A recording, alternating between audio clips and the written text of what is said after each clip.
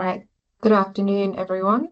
Firstly, I want to thank you all for joining our webinar today about a project we've finalised recently with KPMG on how we optimise trade and export trade in the Australian vegetable industry.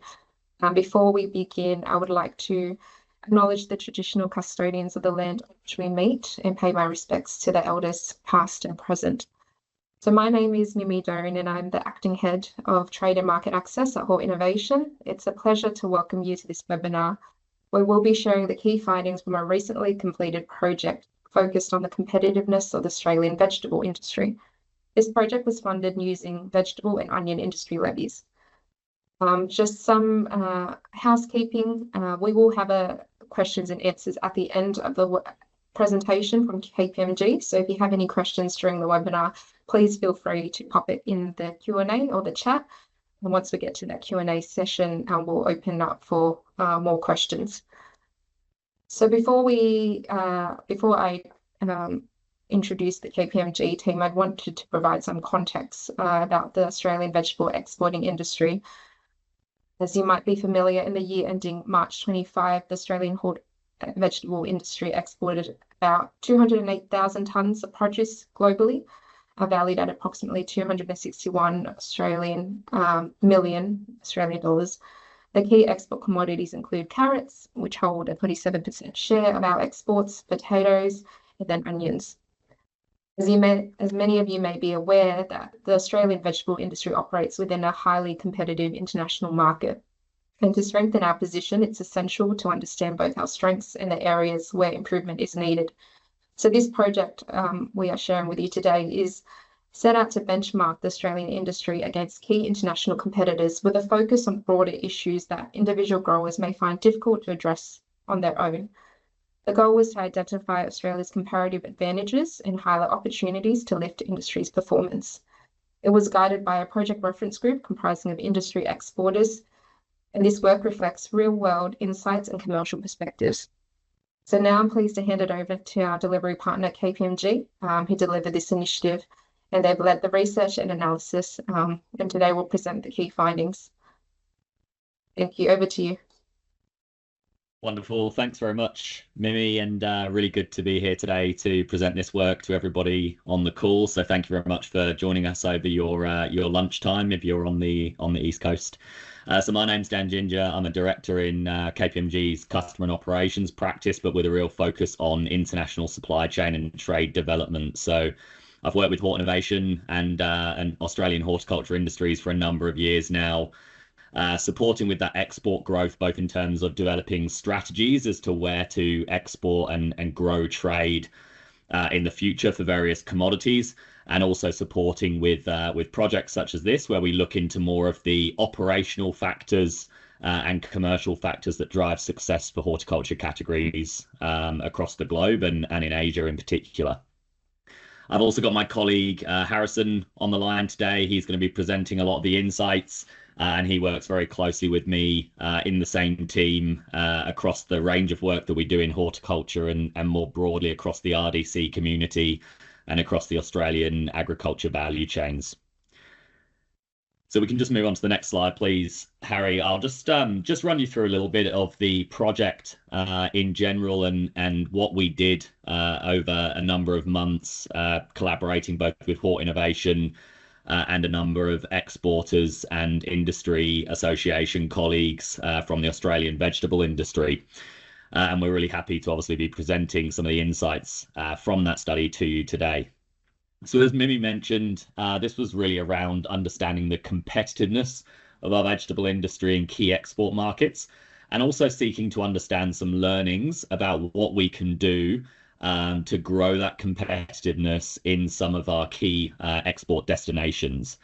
Obviously, there's some things that are within the control of growers and exporters, and there's some things that are outside of the control of growers and exporters.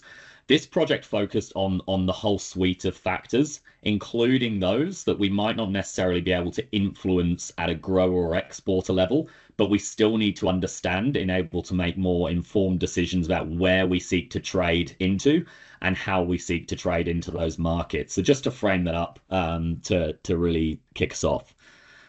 So the project scope and how we sought to do this was essentially conducting an initial competitor benchmarking analysis. So we looked through a series of factors relating both to market access and trade agreements, to logistics, and the process of getting product into those markets, and then some more of the commercial and operating factors that also feed into both of those processes.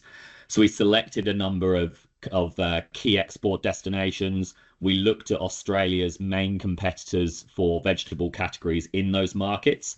And then what we sought to do was both to benchmark Australia within that context, and also, most importantly, and a lot of the insights that we'll present today are around what are some of the best practice learnings that we have from those markets? What are our competitors doing to successfully drive growth in their export categories within those markets?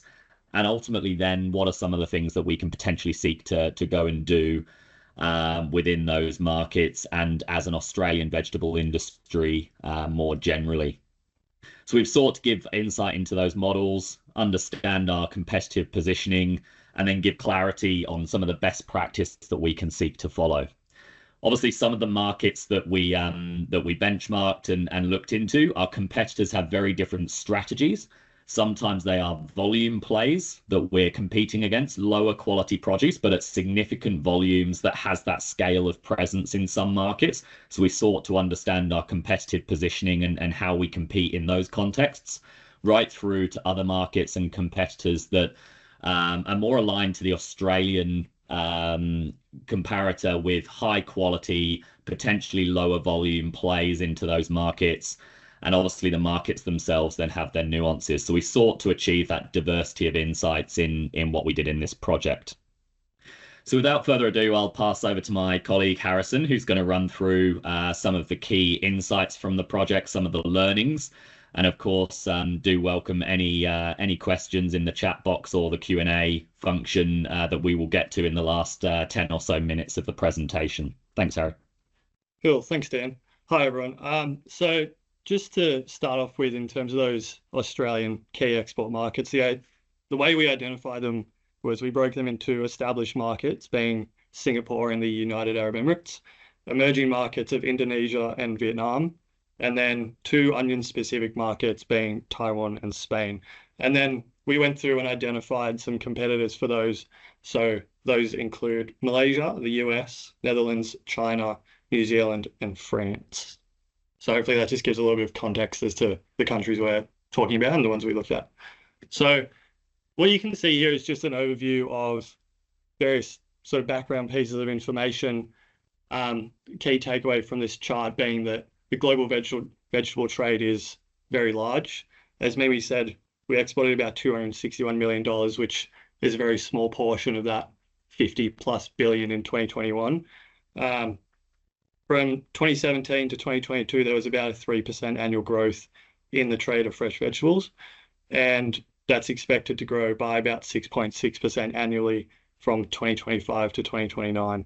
So there's a lot of growth expected, and you can see some of those factors influencing that include a rapidly growing population in various places like India, Africa, Southeast Asia, with the global population expected to reach about 8.5 billion. So those countries especially seek trading partners that have reliable, consistent, high-quality food that they're exporting, and Australia can definitely contribute to that. Those consumers are also shifting to healthier dietary options and increasingly adding vegetables to their diets, depending on the sort of urbanization, income, and sort of socioeconomic status. They might consider more expensive sort of exotic vegetables and other produce. For example, in Indonesia, they're seeking foods that supporting weight management, heart health, and bone and joint health. Sustainability is also becoming a key consideration from what we heard in our consults, not just in terms of sort of clean and green, but also actually being able to consistently supply to a market. And I mentioned that some consumers are willing to purchase high quality produce, and growers are continuously advancing their production and export methods to improve that quality. So Australia, with quite high tech production, is certainly towards the front end of that, but there's still opportunities for improvement. So you can see that graph on the right. As I mentioned, Australia is quite a small player, but still important nonetheless. And then in terms of some of the key challenges, so the three key areas we looked at through this project included logistics costs, supply chain management, and then some other trade enablers, including trade agreements, tariffs, non-tariff measures, things like that.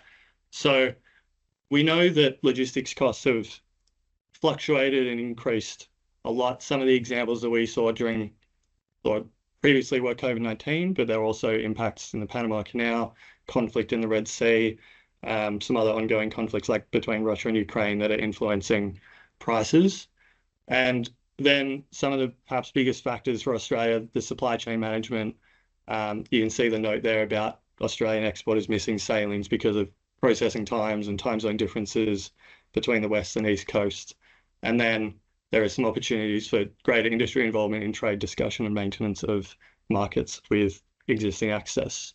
So that just gives a nice high-level view of some of our background and context. And I'll move into the actual benchmarking and case studies that we undertook. So this was quite extensive research that we've simplified to quite a nice high level to show Australia's competitiveness versus those competitors that I mentioned, being New Zealand, USA, Netherlands, Malaysia, France, and China.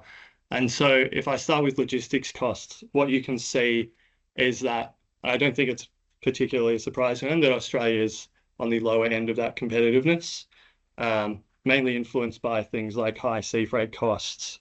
And there's unique factors like exporting but from Tasmania to the mainland and then exporting overseas, which is somewhat supported by things like the freight equalisation scheme. A lot of fees for complying with workplace health and safety, the Corporations Act, DAF inspections, and some exporters can alleviate those delays through having authorised officers, although a cost is incurred. Additionally, it's not only Australia that has some of those fees, as you can see the note there about port and airport handling costs are overall somewhat similar to New Zealand and China. Some of the stats we saw are sort of $400 plus per consignment for those three countries. And some of the more competitive countries like the Netherlands have a lot of automation and streamlined processes that can help reduce that cost and those labor costs. So really because of that, the opportunities to optimize trade sit more within supply chain management and those trade enablers. So you can see in supply chain management, Australia sits pretty squarely in the middle. The Netherlands is to the far end in terms of competitiveness just because of those automated solutions, those technological components that I will go into in a little bit.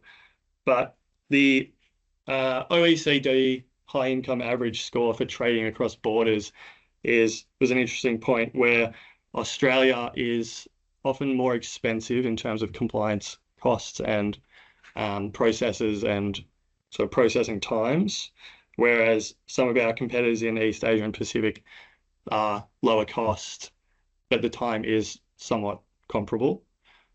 And then with trade enablers, Australia overall has quite competitive trade and transport related infrastructure. Obviously, considering the scale of Australia, it's inevitable that there will be long transport times, but for countries like the US in comparison, they have well-connected infrastructure, but some of their other features or sort of components like non-tariff measures and tariffs, they're not as competitive as. So Australia is otherwise reasonably well placed for some of those aspects. And one of the biggest factors is those recent trade agreements signed by Australia, being negotiated by Australia. Obviously, worth noting that trade agreements do take quite a while to negotiate. They're sort of, as a responsibility of the government, very complex, sort of all these different factors and considerations. And just as an example, the Australia-India Comprehensive Economic Cooperation Agreement, which initially begun negotiations in 2011, suspended in 2016, and then came back. So negotiations recommenced in 2021. So it's a very complex ongoing thing. So really the opportunity for Australia there is to maximize benefit from those existing agreements. And you'll see later on that we're looking at the fact sheet for the United Arab Emirates. There was recently a comprehensive economic partnership agreement signed that will come into effect and really hopefully benefit Australian producers. So those three graphics are really condensed down what was a lot of research into hopefully three understandable little graphics. And you can see Australia varies across those three components, but those logistics costs are really what makes us less competitive than some other countries. So moving into slightly more detail for each of these, I just wanted to talk about some of our findings in terms of competitors that are doing better or more competitive, not necessarily better overall, but some components are advantageous for them.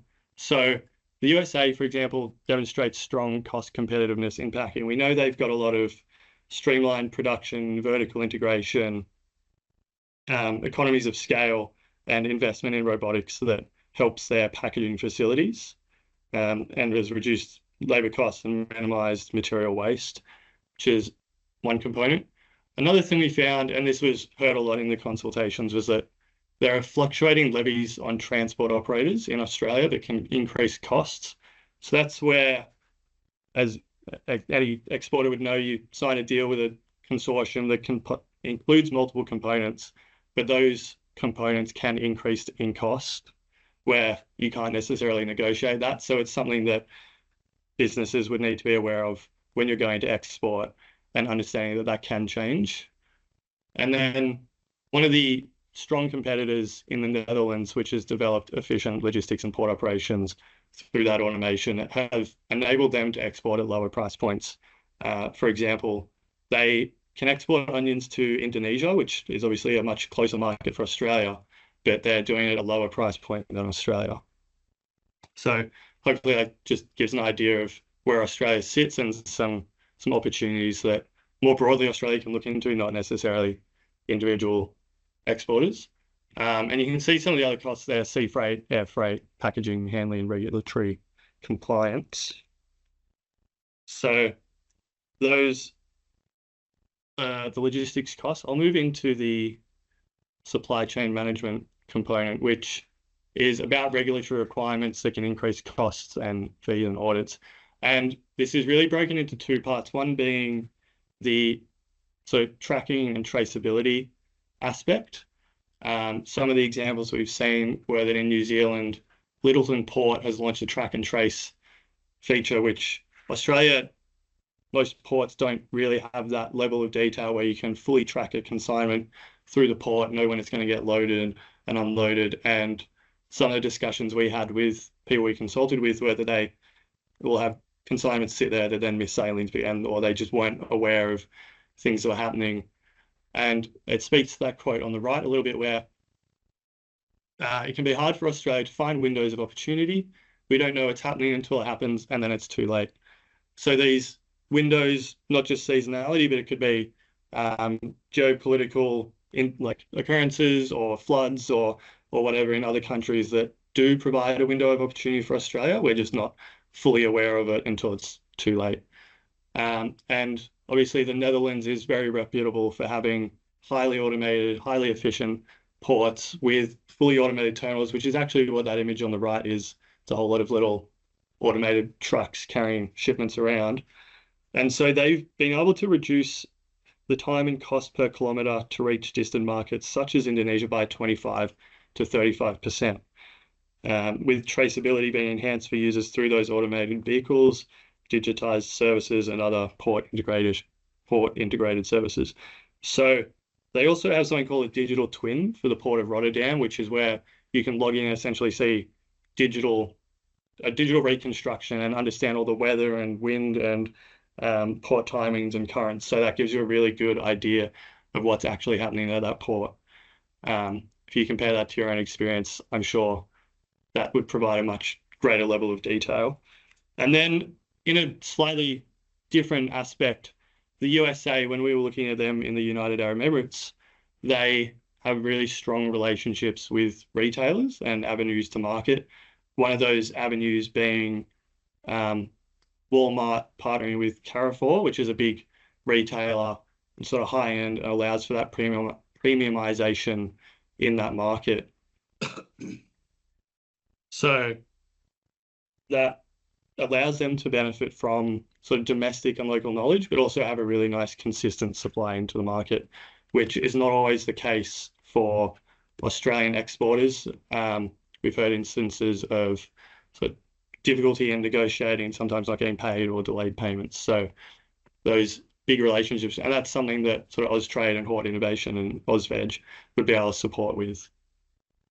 So that's logistics, that's supply chain management. And then the last component we looked at were trade enablers. So this was looking at Australia's position in terms of trade negotiations, non-tariff measures, which is anything that isn't a tariff, so quotas, sanitary and phytosanitary measures, things like that. And what we know is that Australia actually has quite strong security and biosecurity measurements, which places it well to respond to NTMs imposed by other countries. So, for example, if a country was to bring out a new treatment process, we know that Australia already has a lot of facilities to prepare for treatments. Businesses are very good at understanding those processes and can react and prepare, and they can then sort of get ahead in the market, whereas some competitors might not have those facilities, might not be able to bear that cost. So it's a good opportunity for Australia. Australia also has a lot of trade agreements, 18 specifically, which exporters can benefit from, but it's worth noting that just because we have a trade agreement, you still need to make sure you have your declaration of origin or your certificate of origin, really benefit from it. And what we do also know is that there's multiple pockets of information out there. The case study you can see there of MyNZTE, which is the Trade and Enterprise website, is that they've got a nice sort of single point of information for exports. You can go on there and use calculators, you can use these other free online resources, and they will really actively support in building partnerships. So again, for Australia, it's about working with Hort Innovation and AUSVEG and Austrade and connecting with those in-market representatives. We've got a lot of Austrade offices around the place that can provide that connection. And that's sort of what that quote there talks about on the right, is about Australia's credentials and maintaining a consistent message and having that presence. The market fact sheets I'll run through in a bit will talk to that, about understanding how to price, how to present, and the branding and what the competitors are doing as well. So I'll just pause for a second. I realize that was a lot of information, but that was the sort of benchmarking component that we did, and the comparative studies where we mapped Australia against some of those other countries, which fed into understanding Australia's capabilities. And I'll pass back to Dan to talk about this. Yeah, thanks very much, Harry. And yeah, hopefully those insights are helpful in terms of the specific areas that we looked into. So just to summarize some of the priority areas, and what we looked to do was to firstly look at where Australia required greatest uplift compared to our competitors. So again, pulling out certain themes from those three thematic areas that we investigated, and seeing where we required greatest uplift, but ultimately as well, where is there going to be greatest impact for us through addressing or seeking to gain greater visibility over for those that we don't have direct control of as exporters and growers. So from that prioritization process, there were 5 areas that came out as priorities. And I'll go into on the next slide a summary of some ways in which we identified they could be reconsidered or addressed in some cases. The first being sea freight costs. So this obviously relates to that first point that Harry covered around our rates for actual shipping, and how that changes based upon transshipment, based upon consignment size, based upon Australia's position in the global container and shipping landscape. How that flows down to us is obviously really important for our competitiveness, but also had a significant impact when we compared it to some of the case studies around the Netherlands and others. The next point being ease of doing business. So I think this really translates to the points that were flagged around the time taken to comply with various export regulation, and also some of the associated costs. It also looks from the other side when an importer is dealing with Australia, and whether that's an exporter or whether it's the export authorities or the shipping companies and logistics side. The actual ease of that engagement, the clarity of where to engage with, particularly when we think of state by state nuances, that was really a key area of uplift. And what we see more broadly across both the agriculture sector and more widely is this view now, I think, on regulatory streamlining and how we can do this using technology, using digitization of various forms and processes, and obviously the combining of certain compliance requirements as well to make that process easier. The next point that was highlighted as a priority was the number of trade agreements, or the diversity of trade agreements.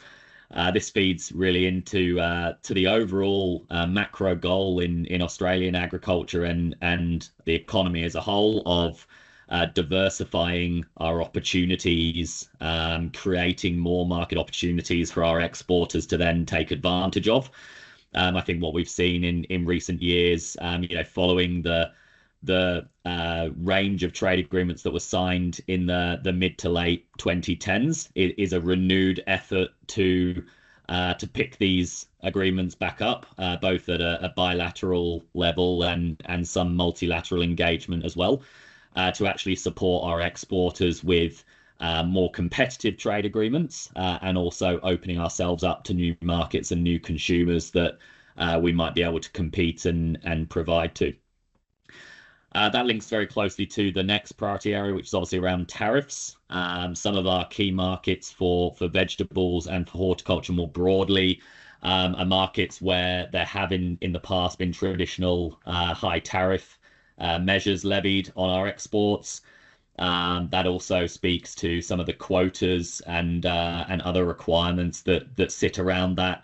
How do we seek to reduce those tariffs to become more commercially competitive? And again, that's something that is obviously led through government negotiation, but is supported by industry through the creation of data sets around the need and the prioritization within that market access negotiation process, and also just by the long-term assurances that we place around the quality of our export and product, the quality of our biosecurity processes and quality processes, and so on. That's one way that we can support the government negotiators in progressing that priority area.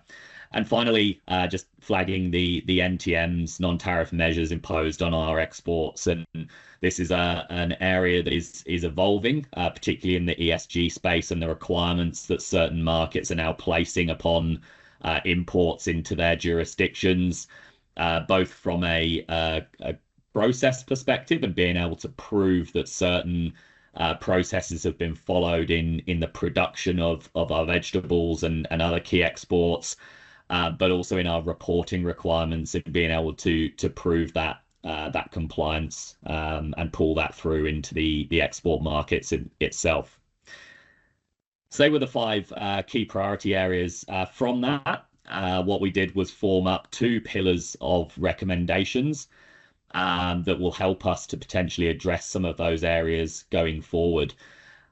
The first pillar, again, it's something that is a second degree of control for exporters, being expanding market access. But as I've described, how do we leverage the trade agreements that we do have and utilize them more effectively, understanding the opportunities in various markets that we do have access to, and also then expanding access into those where we want more varieties, more commodities having access, greater tariff and non-tariff benefits into those markets. That's pillar number 1, and something that we can focus on as an industry working with government. And the second pillar, and this I think comes to your question, Theo, in the Q&A chat, is around improving logistics visibility and efficiency. So whilst we might not necessarily be able to control global sea freight costs, we might not be able to influence directly adjust and adapt the number of processes required in export, we can influence them. And secondly, I think what we often see some of our competitor nations doing, and this, Theo, includes the Dutch example, is having a really strong visibility of their supply chains and the various costs and lead times, capacity availabilities through their supply chains increasingly in real time. So that they're not relying on data that may be weeks or in some cases months old. They're being as close to real time as possible. I think where we see some of these competitors now leading is in their ability to be predictive in doing this. So I know in the Dutch example, when we look at their logistics infrastructure authorities, and we actually look at some of the large wholesale traders in some of their large categories, and that's both, you know, vegetables, but broader as well. What we see is that they have really strong supply chain control tower capabilities. They have that end-to-end visibility, or they're thinking of that end-to-end visibility of their supply chains. And that includes predicting cost, predicting market demand in certain markets. And what they're able then to do is to be more effective at allocating their resources and their exports and wider trade to those markets. So hopefully that answers your question in that context as well, Theo. But I think this is a really important one. This is something that we do have control over as exporters and as industry. And it's something that will support us in making better decisions in addressing some of these priority areas and understanding and then responding to them. Thanks, Harry. So now just to cover, I think it's almost the summary of this part of the study. So how do we now build export competitiveness as an Australian vegetable industry? And some of these I've already covered, and some of these we haven't yet. So the first piece I think we've covered extensively already, so I'll just touch on, but improving market access is obviously crucial both for our commercial competitiveness in market, and also how we operate in terms of costs and time to those markets. And I think one of the questions that I'll probably preempt from the Q&A is obviously around the current tariff regimes. And I think you know, when I think through this, often in terms of certain commodities and categories, it isn't yet clear how that will directly influence us as an industry in terms of our percentage tariff into a certain market at a certain time. I think what we've seen is the uncertainty and the variability in those tariff regimes and agreements between certain countries is obviously changing every day, and planning and making decisions around that is obviously challenging if we want to plan for a whole season of exports, and we want to develop that long-term or medium-term relationship and export program into a single market. What I will say is that what is more certain is that it will change trade flows between our key markets and also where our competitors allocate their vegetable exports and their resources. What it will do is it'll impact, firstly, in some of our existing key markets, there may be additional volume that we might not have expected as our competitors' tariffs and competitiveness actually changes in their existing other markets. So we may find that there's increasing volumes coming onto the market in certain export destinations. What we might also face is actually opportunity.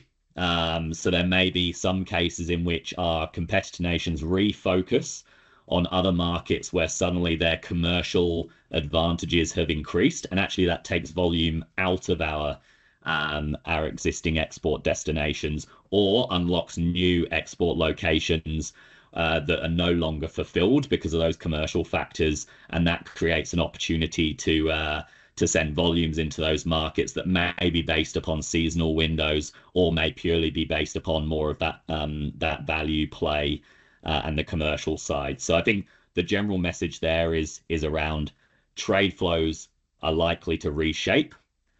They're hard to predict, and the day-to-day movement of that tariff regime is hard to predict. But as an industry, what we can do is start to to monitor those trade flows, monitor those shifts in volumes and value of vegetables going into certain markets, and then be able to develop a program around that. The second point that I'll touch on is around the messaging and branding into market. I think what we find in a lot of our export markets is we need to develop a clear value proposition, and many times that's category based. How do we emphasize some of the attributes of products that they really are looking for as consumers in those markets? And that's obviously market by market, and in some cases the regions or cities within a certain country will also have their own nuances. How do we do that and develop a strong targeted brand presence compared to some of our competitors? How do we do that at an Australia level where a lot of our international customers tend to resonate with? And how do we do that in a way that is consistent across seasons? I've just come back from India. We're co-leading a delegation of horticulture export industries with Hort Innovation. And this was really key in the Indian market, was around consistent branding, emphasizing certain key messages such as hydroponic growing. That was it's on the front of every single packet of salad, leafy greens, other vegetable packaging. Hydroponics is a key brand message and selling point for an Indian consumer in tier 1 markets, for example. It's getting to that level of understanding and nuance in certain markets that will help us to be successful and be competitive. The third point I flagged in a bit of detail on the previous slide, so I won't go into again, but that supply chain visibility, the ability to maintain competitiveness and a real-time and predictive view of our logistics situation is obviously really important for our operational planning as an exporter and also making commercial decisions. The fourth point is around developing strong in-market relationships. I think what we find in some export destinations, and this has come through some of the consultations that we ran and also other engagements that we've had with certain markets, is how do we have a presence as Australian vegetables long-term, season by season, both at an importer level and an end retailer level in terms of how we're branding and messaging our products into those markets. So I think when we look at volumes from Australia into some market, there's obvious fluctuations depending upon what we're growing, the grade that we're growing, and that particular season's variabilities. What some of these markets want to see is that consistency in relationship, that visibility over the growing conditions in Australia and what they should expect. So that even in those seasons where we might not be shipping as significant volumes, they still have that connection to Australia and there's still that longevity in that relationship.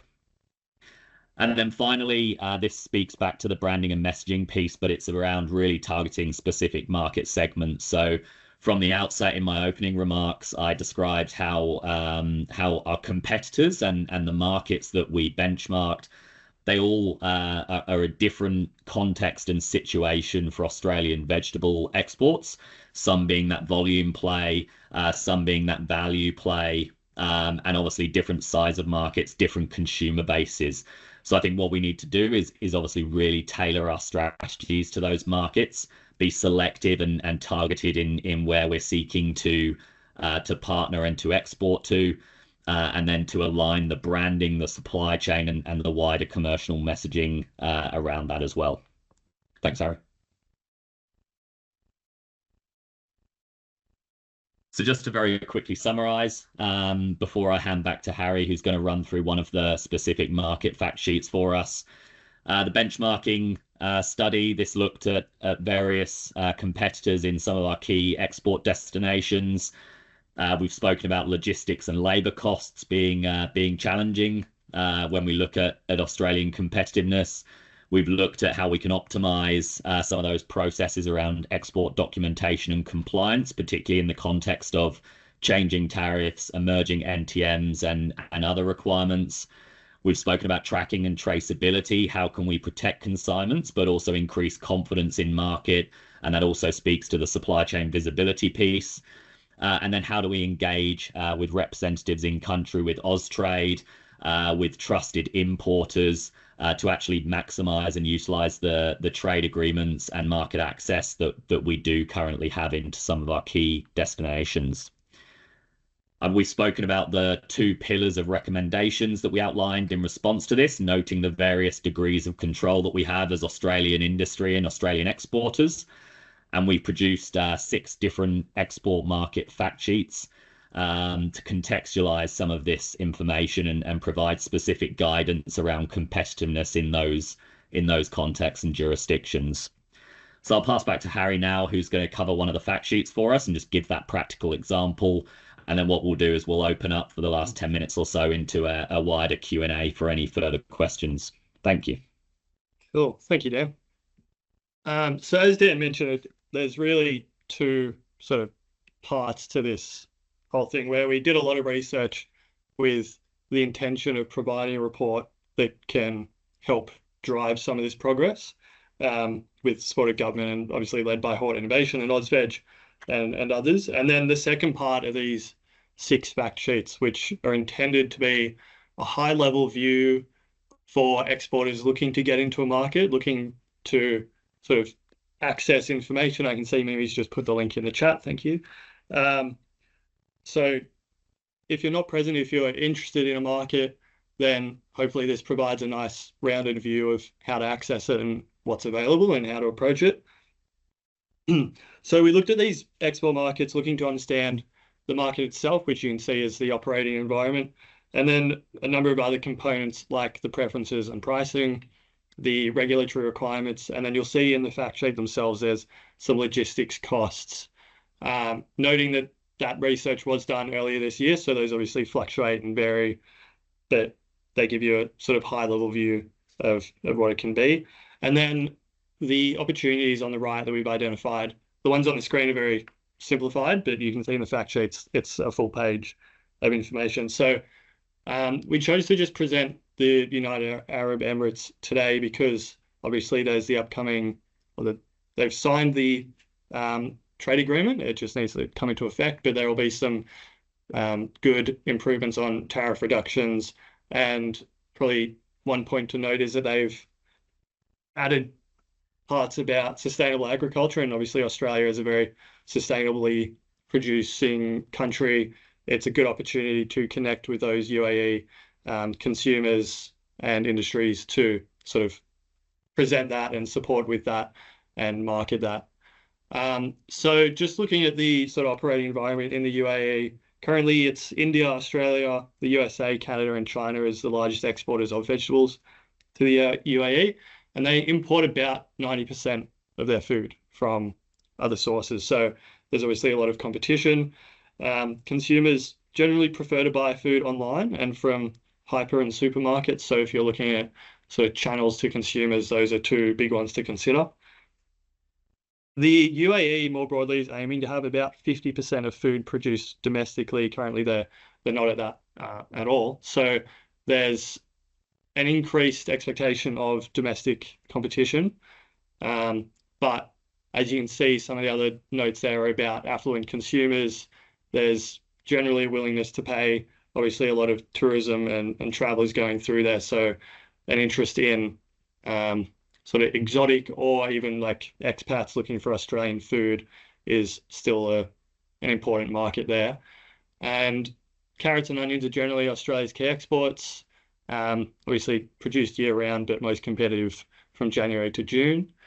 The note there on market preferences and pricing, obviously UAE is a very advanced country. It's a major food hub with a range of competitors, but it also provides a really good opportunity as a sort of regional import hub. So you can build those connections and networks to then re-export to other smaller nations around and sort of reduce your overall cost in doing that.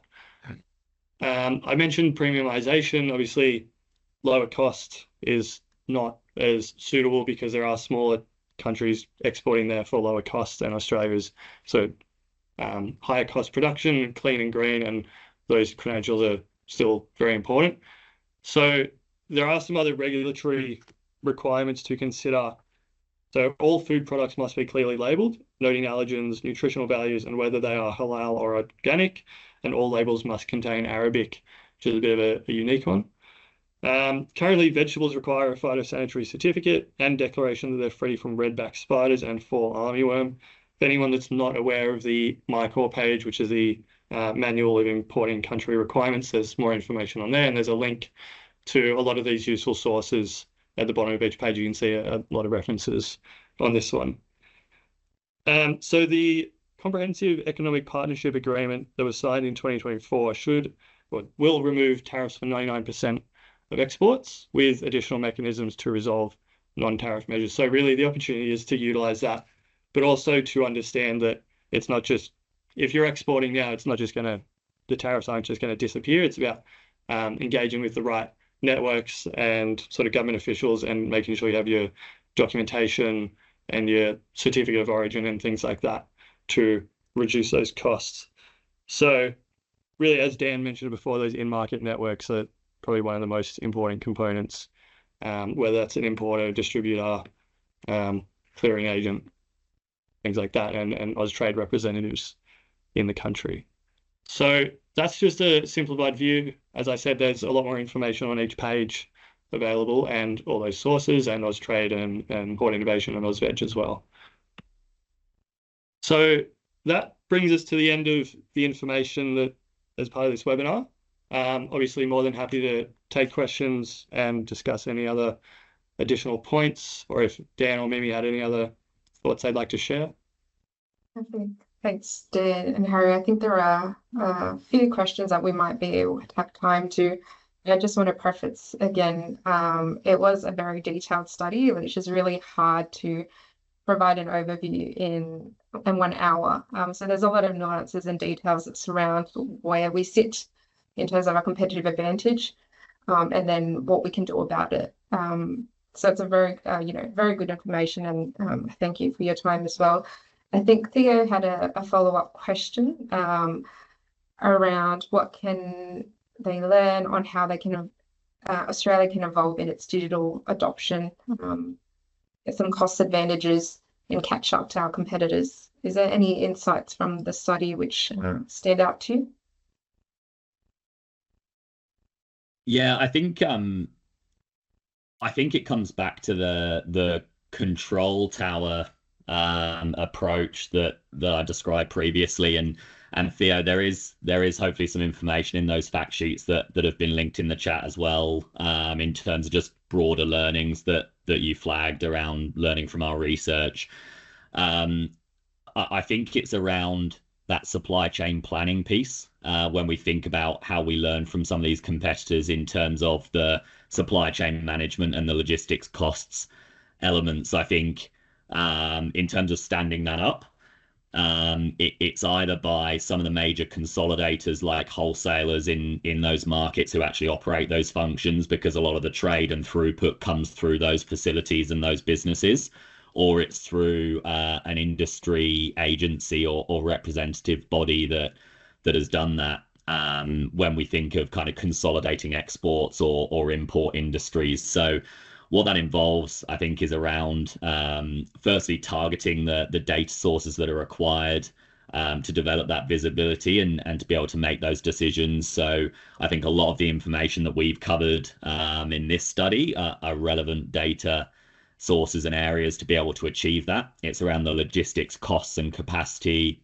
It's around our actual export volumes and what we have to ship and supply those markets. It links into the actual demand in certain markets, and then it also speaks to the changing trade flows that we've spoken about in context of the tariff. So it's about selecting that data, gathering that from the various sources, and then consolidating it through a digital platform. And there's many different vendors and platforms that are now available to be able to do that. And ultimately then that supports the decision making that will support and hopefully drive cost advantages or more efficient allocation of resources. So in some of the contexts that we've discussed and competitors that we've discussed, that's how they've done that evolution, and we see it as well in some Australian industries and clients that we work with at KPMG. That's the process that they follow in terms of digital adoption and supply chain control towers. Hopefully that helps. Thanks, Dan. I hope that answered your question, Theo. The next question is, were there any key trends that stood out from our competitors that the Australian industry can look to implement? Yes, I'm happy to take this one, and then Harry, feel free to add anything on. So I think there's a couple that stand out to me, and the second point that I'll make actually captures a little bit of the following question. I think firstly, something that I notice, and I'm just thinking through some examples that are quite practical that we can have a bit more control over as industry and as exporters, is firstly around consolidation of shipment and consignments. So what we see in some competing nations, and this is across horticulture more broadly as well, is actually gaining logistics efficiencies and cost efficiencies through consolidation of their shipments to certain markets. So whilst that doesn't work in the context of mixing some products together, and obviously there's a lot of market access compliance and documentation for certain markets that might not work for. In certain other contexts, that can happen when treatment regimes align, for example, when the actual product handling is roughly the same. Those kinds of things some of our competitors are doing. That also speaks sometimes to their volume, though, and their ability to ship larger volumes and consolidate amongst exporters for single commodities and single products. So I understand that that's slightly more challenging when we're talking smaller volumes to certain markets and mixing commodities. What I also see, and this is where we come to that next point, is around the branding in market. So what we see in the case of a number of our competitors is longer term campaigns within some of our export markets. And we see that across various channels within those markets. So what we see is both the engagement with importers, engagement with retailers, and actual consumer facing campaigns, and then also some of the wholesale in the middle. So if I go back to the example of the delegation in India a couple of weeks ago, we saw the US doing this really effectively at all three levels of that supply chain and with all three channel stakeholders. They have in market, in retail, and supermarket, consumer facing campaigns that often incorporates sampling for customers to educate them on the product, particularly if it's a commodity that hasn't typically been traded into that market. At wholesale, it's really around emphasizing that commercial benefit and some of that volume play that they can offer in certain categories. And then when we think of the importers, it's really around that connection, what is available each season, running seminars and various other events to educate the importers on what they can expect, at what times, what quality and what attributes of that product is in that season. They're addressing all three of those layers of a market. They're doing it long-term, season by season. And again, this is across horticulture. But that's something else that I see as a key trend in what some of our competitors are doing really well that we can potentially learn from and build upon the programs that we already operate in Australian vegetables, particularly aligning to our export strategy in the markets that we want to focus on. Harry, were there any others that you wanted to really highlight there? Yeah, I remember when we were talking to some people about Asian markets especially, and perhaps it's a little bit beyond the sort of fresh export perspective, but they were talking about sort of ready to eat, slightly more niche products like baby carrots, and sending a lot of those really like nice, fresh, ready to eat things, nicely packaged, like in line with celebratory periods, and just pieces like that. Obviously, knowing that's sort of fresh produce is what we were looking at. We didn't investigate the sort of value-added components too much, but definitely an important component when you're considering Asian markets, especially. Right, thank you both. I think we're almost to an end and there's no more questions. What I would like to say is that the study that was completed was very comprehensive, and what it will do is it'll provide evidence on some of the broader issues that industry is facing and will support us in how we can guide future and more targeted levy investments when it does come to export, and what sort of improvements should be prioritised. So it really is a first and foundational step to that journey. I also wanted to remind everyone, we did put the link of the fact sheets in the chat. If you do have any further questions, please feel free to reach out to myself. And I also wanted to remind that there's a lot of levy-funded investments and support already available to vegetable exporters, whether that be through government or industry bodies or Hort Innovation. And I'd like to thank you again for your time for joining during your lunch break. Thanks, Dan and Harry again for presentation. Thank you. Thanks, Mui. Thanks everybody for joining. Pleasure. Thank you.